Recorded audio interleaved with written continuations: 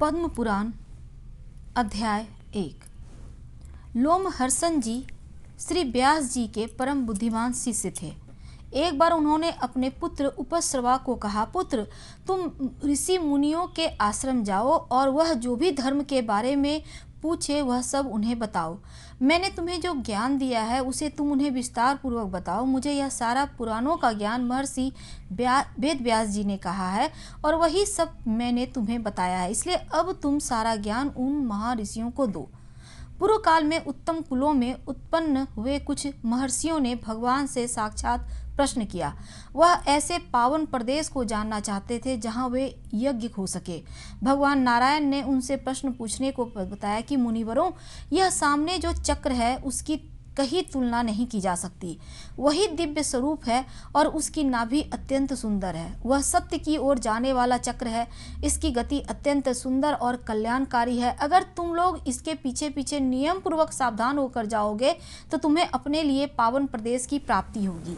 यह चक्र धर्मपरायण है, धर्ममय है और जहाँ से जा रहे हैं जाते जाते जिस भी स्थान पर उसकी नेमी शीर्ण होकर गिर पड़े वही पावन प्रदेश होगा। ऐसा कहकर भगवान अंतर्ध्यान हो गए। उसके बाद वह चक्र नैमिषारण्य प्रदेश के गंगवर्त स्थान पर गिरा।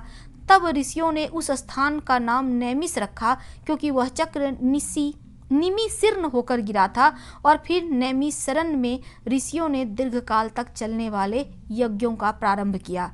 तुम वहां जाकर उनके पूछने पर उनके प्रश्नों का निवारण करो। और उसके बाद उपस्रवा अपने पिता की आज्ञा मानकर वहां गए और उन सबको चरण पकड़कर हाथ जोड़कर प्रणाम किया और बड़ी नम्रता और प्रणाम देखकर सब ऋषि बहुत प्रसन्न हुए और सभी ने सूत जी का आदर सत्कार किया। ऋषि बोले, हे सूत जी, आप देवताओं के समान तेजस्वी हैं। आप किस प्रकार और कहाँ से आए हैं? आपके आने का उद्देश्य क्या है? सूत जी बोले, महर्षियों, मेरे पिता लोमहर्षण जी और व्यास जी के शिष्य ने मुझे यहाँ आने की आज्ञा दी है और मुझे आप लोगों के प्रश्नों का निवारण करने को बोला है। आप लोग मेरे लिए पूजनीय हैं। बताइए, मैं आपको क्या ज्ञान दे सकता हूँ? पुराण, इतिहास अथवा भिन्न प्रकार के धर्म, आप जो भी जानना चाहते हैं मुझसे कहिए, मैं आपको सब वर्णन करूँगा। सूत जी से ऐसा सुनकर वह सब महर्षि बहुत प्रसन्न हुए और अति विश्वसनीय विद्वान लोमहर्षण के पुत्र को देखकर उनको पुराण सुनने की इच्छा हुई। उस यज्ञ में उस समय महर्षि शौनक यजमान के रूप में थे। वह संपूर्ण शास्त्रों के ज्ञानी, मेधावी और विज्ञान में अरण्यक भाग के आचार्य थे। धर्म के बारे में सुनने की इच्छा से वे भी सभी बोले, हे बुद्धिमान सूत जी, आपने महाज्ञानी भगवान व्यास जी की आराधना की है, उनसे इतिहास और पुराणों का ज्ञान प्राप्त किया है। आपने उनकी श्रेष्ठ बुद्धि का लाभ उठाया है। यहाँ बैठे हुए ऋषि मुनि पुराण सुनने की इच्छा रखते हैं। कृपा करके उन्हें आप पुराणों का ज्ञान दें। इस जगह एकत्र हुए सारे श्रेष्ठ ब्राह्मणों का जन्म अलग अलग गोत्र में हुआ है, अतः ये लोग अपने वंशों का पौराणिक ज्ञान ले सकते हैं। आप मुनियों को यह दीर्घकालिक यज्ञ के पूरे होने तक पुराण सुनने की कृपा करें। आप इन लोगों को पद्म पुराण के बारे में वर्णन करें। यह पद्म पुराण कैसे उत्पन्न हुआ, इस सृष्टि की रचना ब्रह्मा जी ने किस प्रकार की, वह सब प्रश्नों का निवारण कीजिए। लोमहर्षण कुमार सूत जी ने कहा, आपके यह सब प्रश्नों से मुझे बड़ी प्रसन्नता हुई, अतः मैं आप लोगों की आज्ञा से पुराण सुनाऊंगा। यह मेरे लिए महान अनुग्रह होगा। प्राचीन काल में पुराण वेत्ता विद्वान हमेशा संपूर्ण धर्मों में लगे रहते थे। उन्होंने ही इन सब पुराणों की व्याख्या की है। मुझे जिस प्रकार यह सब सुनाया गया है उसी प्रकार मैं वर्णन करूंगा। सत्पुरुष कहते हैं कि सूत जाति का सनातन धर्म है कि वह देवताओं, ऋषियों, अमित तेजस्वी राजाओं की वंश परंपरा को धारण करे, उसे स्मरण करते रहे और प्राचीन काल में जिन ब्रह्मवादी महान पुरुषों के बारे में सुना है उन सबकी स्तुति करे। एक समय सूत और मगध ने बेनु कुमार राजा पृथु के यज्ञ शुरू होने से पहले उनकी स्तुति की थी। महात्मा पृथु ने उसी स्तुति से संतुष्ट होकर दोनों को वरदान दिया था।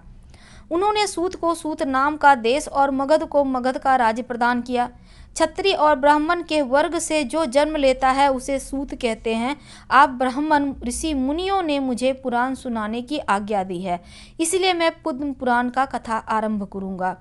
जो पुराण भूमंडल में सबसे श्रेष्ठ है, सबसे सम्मानित है, भगवान श्री कृष्ण साक्षात नारायण के रूप में हैं, वे संपूर्ण लोकों में पूजित हैं और अत्यंत तेजस्वी, ब्रह्मवादी और सर्वज्ञ हैं। मैंने जो पुराणों का अपने पिताजी के पास रहकर ज्ञान लिया है, वह सब उन्हीं से प्रकट हुए हैं और ब्रह्मा जी ने सबसे पहले धर्म, अर्थ, काम के साधक और अति पवित्र पुराणों का ही स्मरण किया है।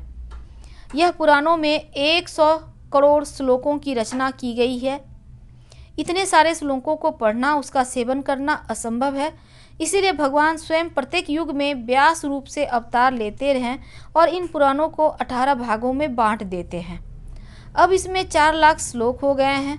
देवलोक में आज भी वही 100 करोड़ श्लोका का विस्तृत पुराण मौजूद है। पद्म पुराण में 5 खंड 55,000 श्लोक हैं। सबसे पहले खंड सृष्टि खंड है, दूसरा भूमि खंड है, तीसरा स्वर्ग खंड है और चौथा पाताल खंड और 5वां उत्तर खंड है। यह पद्म पुराण भगवान की नाभि से उत्पन्न हुए कमल से उत्पन्न हुआ है। उसी कमल से इस सृष्टि की उत्पत्ति हुई है। कमल का मतलब पद्म होने के कारण इसे पद्म पुराण कहा जाता है और भगवान विष्णु अत्यंत निर्मल होने के कारण यह पुराण भी अत्यंत निर्मल स्वभाव का है। उस समय में भगवान विष्णु ने यह पुराण ब्रह्मा जी को सुनाया था और ब्रह्मा जी ने अपने पुत्र मरीच को यही पुराण सुनाया था। इसीलिए तभी से यह पुराण ब्रह्मा जी द्वारा प्रचलित हुआ।